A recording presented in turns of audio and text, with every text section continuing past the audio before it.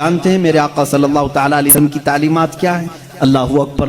हुजूर अकरम सल्लल्लाहु अलैहि वसल्लम ने ताकीद के साथ फरमाया है कि औरतों के साथ सख्ती ना करो। अपने आखिरी खुतबे में हुजूर ने अरफात के मैदान में ये बात तक फरमाई, औरतों के मामलात में अल्लाह से डरो, हद से ज्यादा ना बढ़ो, औरतों के साथ इतनी सख्ती ना करो।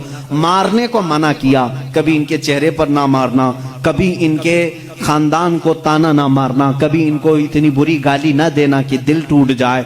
ये तमाम अहकाम इस्लाम ने इसी औरत की इज्जत ही के लिए तो दिए हैं। और फिर जिस वक्त वो आए, बुजुर्गों ने ये रिवाज भी रखा है कि हम अपनी बेटियों को अपने घरों से कुरान पाक देकर के रुखसत करते हैं, कुरान के साथ उसे भेजते हैं। और घर लाने के बाद जानते हैं, ये आला हज़रत रज़ियल्लाहु तआला अन्हु ने लिखा भी है।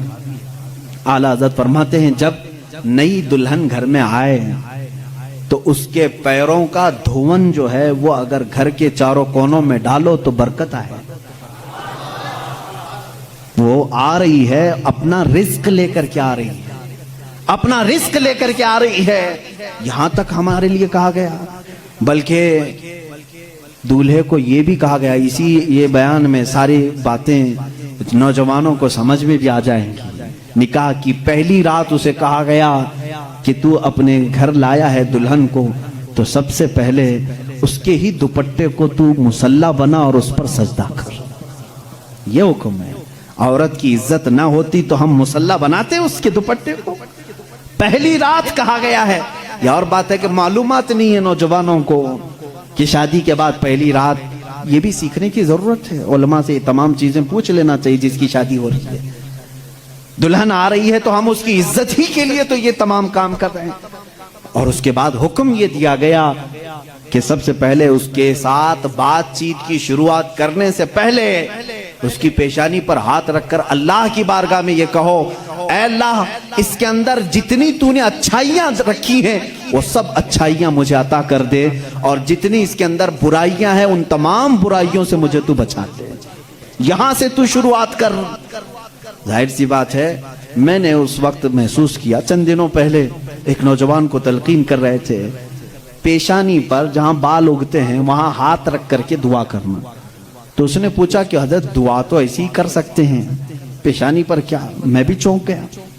इसको मैं बताऊं, मेरे एक उस्ताद से मैंने पूछा क्या ऐसा है कि अपनी दुल्हन की पेशानी पर हाथ रख करके इस तरह दुआ करना चाहिए? उन्होंने कहा हाँ है। दुआ तो कैसे भी करें, हाथ ना रखें और हाथ छोड़ें, हाथ उठाएं, सब दुआ अल्लाह सुनता है। लेकिन इसलिए पेशानी पर रख करके दुआ करने के लिए कहा गया कि वो आज अपने वालिदैन को छोड़ करके आई है, उसके वसीले से अल्लाह जल्दी दुआ कबूल करेगा। उसका दिल मगमूम है, वो गमगीन है, और गमज़दा लोगों के साथ मेरा मौला है।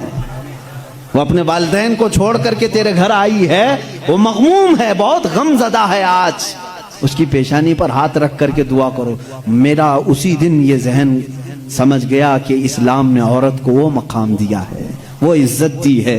हमने उसको अपने जिस्मों को सुकून पहुंचाने वाला आला नहीं समझा, मशीन नहीं समझा, बल्कि हकीकी मुस्लिम वो है जो अपनी औरत की इज्जत भी करे, एहतराम भी करे।